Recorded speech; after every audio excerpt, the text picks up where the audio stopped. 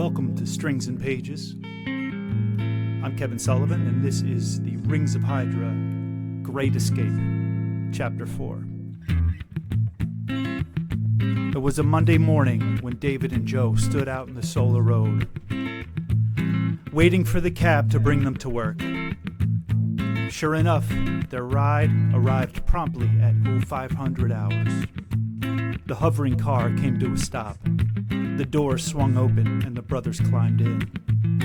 The cab pulled away. "So, have you been, cab?" Joe asked. No answer. "I guess he doesn't like me," he said, smiling at his brother. "Where's our job?" David asked. "How far do we have to go?" "I have access to the location of the job," Cab said. "We are traveling 5.3 miles to Central Holding. Your job is located nearby." They passed through a market section, graffiti-covered shops lined tightly down the litter-covered street. "We're gonna work at the jail?" David asked. "What the hell are we doing there?" "Sewer work, I suppose." "I do not have the particulars of your workplace function," Cab said. "Therefore, I cannot answer your question." It was just as well, even if Cab could have told them exactly what they were getting into. It wouldn't have settled the nervous energy that both Hagans felt. Going into a new workplace with new people and new expectations was bad enough without knowing they were going to do it all in a place full of criminals.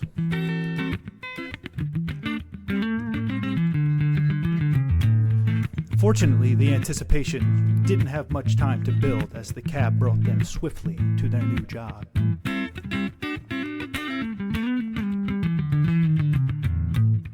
The buildings grew taller as they neared the central mass that was the judicial compound. They saw less graffiti and more barbed wire the closer they came to work. There were guards at a few places, more soldiers holding their pulse rifles and scanning irises as cars came in. David almost asked the enforcer who scanned him in if he knew Evans, but decided against it. Even if the answer was yes, he wouldn't know what to say next anyway. Best to just keep moving. The car pulled up to a cove in the buildings, and the doors opened once again. "Have a nice day," Cab said. "I will pick you up at 1700 hours. "It's going to be a long day," Joe said, climbing from the cab with a moan. "Let's see what we're doing here," David said. "At least they have coffee berry." A line of men and women stood in front of a labor platform, a succession of lines where workers received a quick breakfast, whatever tools and gear they would need, and a debriefing of the day's tasks. "The perks of being a Class B worker," Joe said, biting into his bread roll. David only grunted in agreement as he gulped down a large cup of coffee berry. The stuff was like rocket fuel, and David was thrilled they had some. Halfway through the cup, he was already feeling it light his bloodstream on fire. "Ah, delicious," he said after the last gulp.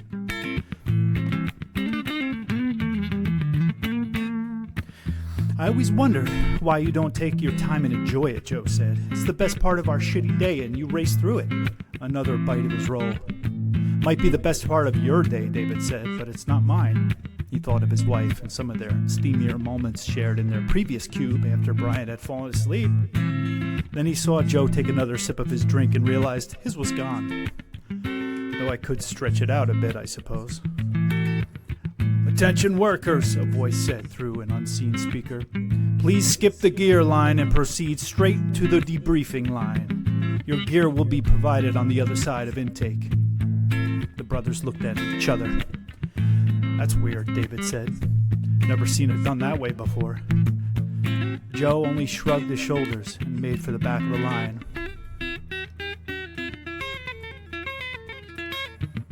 The line of workers was slowly chewed down by the intake process. It took a good 20 minutes, and by the time Joe and David could see the gate, there was a group of some 15 workers waiting for their turn.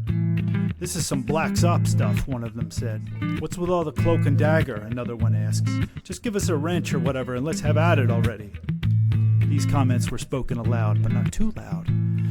There were rules to the GAD workplace, and offensive and challenging language was near the top. No one wanted to end up on the wrong side of these prison walls simply for saying something stupid.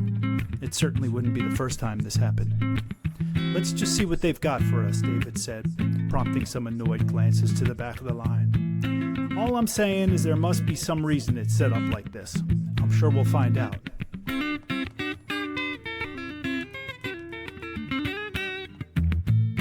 Find out they would as the door to intake opened one last time. "Fall in," a voice commanded. The workers obeyed, filing into the next set of 4 walls and a door.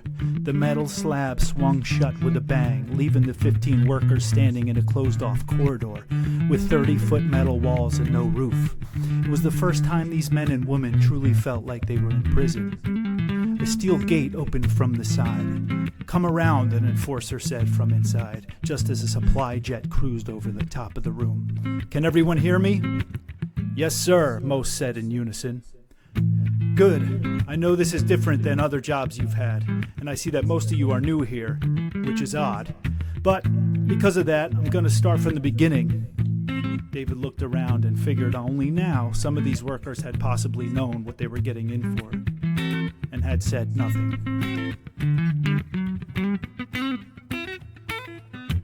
"This is a new type of prison," the boss said. "And some things you see here, well, they aren't pretty. You must understand that you are not to speak to anyone about what you witness here. No matter how much you may want to, you cannot. It is forbidden, and you'll most likely be caught. The punishments? Let's just say they're severe. The Parliament of Western Hydra has incorporated this new prison system to deter crime and reduce space taken up by inmates. It's called the Lock, and your new job is now to help keep it running." David felt an ominous knot form in his stomach. So what if Parliament has built a jail? Jails are all over the place. Why make such a big deal about this one? Unless this one, this lock, is the terrible rumor turned true that the GAD is now placing people. He couldn't finish the thought, as the job's boss's question revealed the answer before he could arrive there on his own.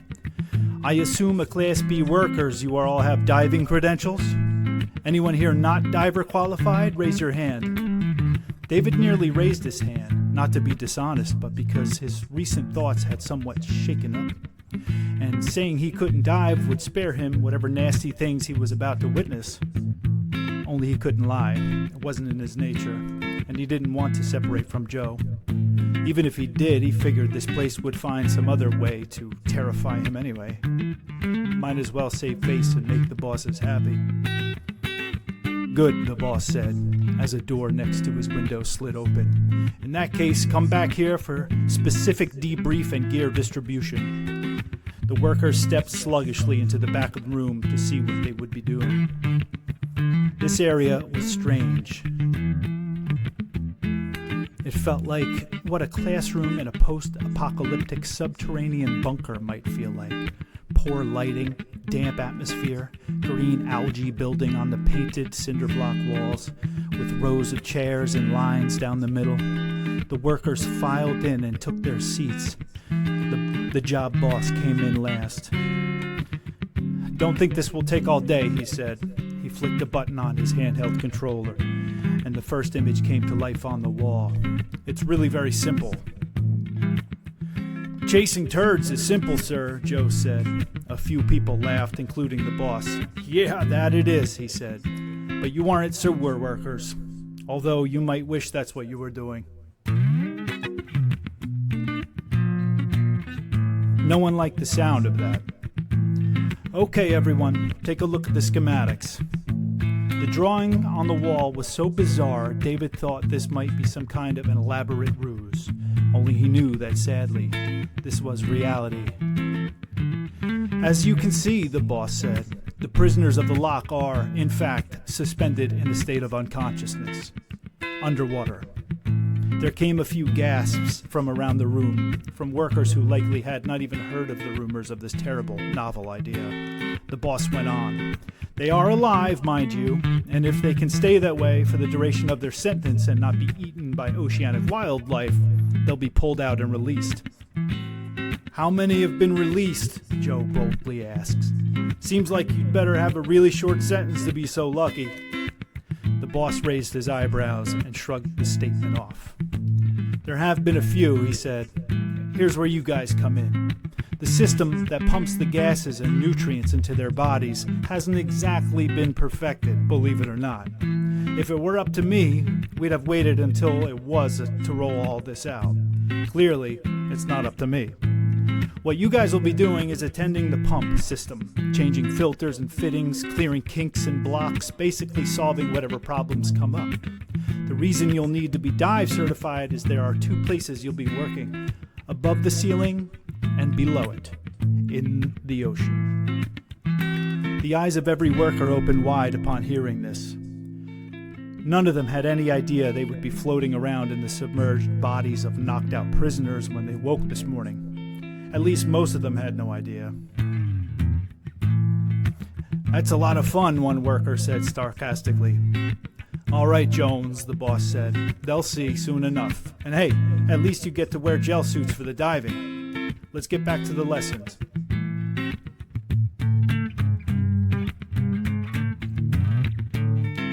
The next 2 hours were spent on one slide after unbelievable slide. The Hagen brothers, along with everyone else, learned all about the pump system that feeds the prisoners of the lock. There were 92 slides altogether, some worse than others, but they all served the same gruesome purpose, keeping the vital system online and feeding the prisoners what they need. No one would have to contact any of the bodies themselves, at least that's what they were told. All the work they would be performing would be from the junction where the gas tube, the umbilical, met the foam ceiling above. The workers were hired as Class Bs after all, not medics. Finally, after several hours of lessons, it was time for gear up.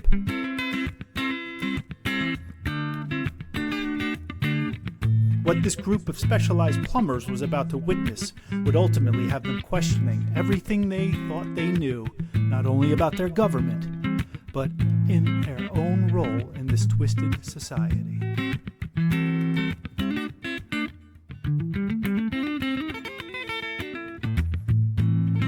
This has been Chapter 4 of The Rings of Hydra Great Escape. I appreciate your time and your ears, your imagination. And as always, you can find all of my work on kpsbooks.net. Please, that like and subscribe buttons, you know the two. They mean everything. Love you. See you on the page.